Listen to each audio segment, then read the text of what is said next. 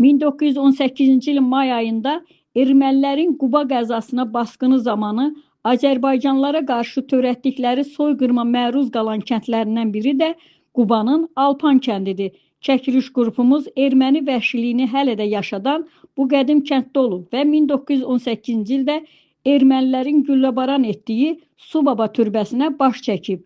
16-cı əsrdə Səfəvilərin hakimiyyəti dövründə tikilmiş yerli əhəmiyyətli Subaba türbəsi eyni adlı qədim qəbirstanlıqda erməni vandalizminin canlı sübutu kimi indi də qorunur. Ermənilərin 1918-ci ildə Quba qəzasında da törətdiyi dəhşətli soyqırımdan nə az, nə çox düz 108 il ötür. Biz hazırda Qubanın Alpan kəndindəyik. Alpan kəndindəki Subaba qəbirstanlığında ermənilərin vaxtı ilə, yəni 1918-ci illə güllə boran etdiyi Subaba türbəsinin ərazisindəyik. Baxın, görün erməni cəllatları, erməni vəhşiləri 1918-ci ildə insanların dini istayiş yeri olan ziyarətgahlarımızı da necə dağıdıblar, necə güllələyiblər. Alpan kəndinin ziyalı sakinlərinin sözlərinə görə daşnaqlar 1918-ci ildə Quba qəzasına basqını zamanı tarixi abidələrimizi də dağıdaraq məhv edib. Həmin bu olduğumuz ərazi Subaba qəbirstanlığıdır.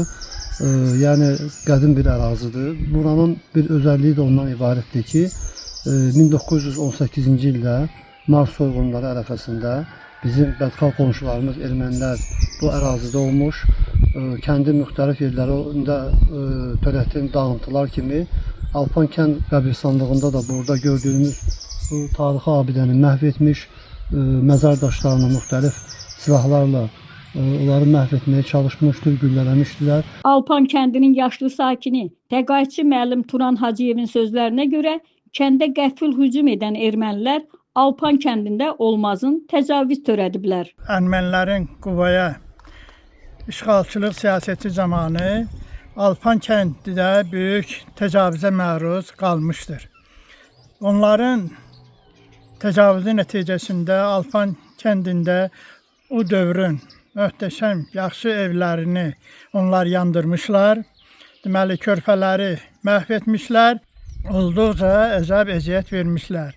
Və o dövrdə kənd cəmaatı onların bu cür vəhşiliyindən qaçaraq meşələrdə gizlənmişlər və müəyyən müddət orada qaldıqdan sonra isə geri qaydanda kənddə olan yanğınları müşahidə etmişlər.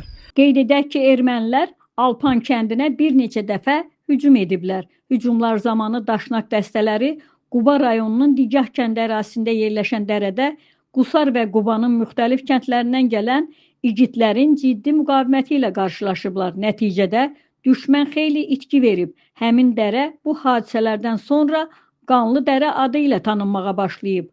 Aytəkin Alxaslı Vüqar Ağayev, bizim media Şimal bürosu.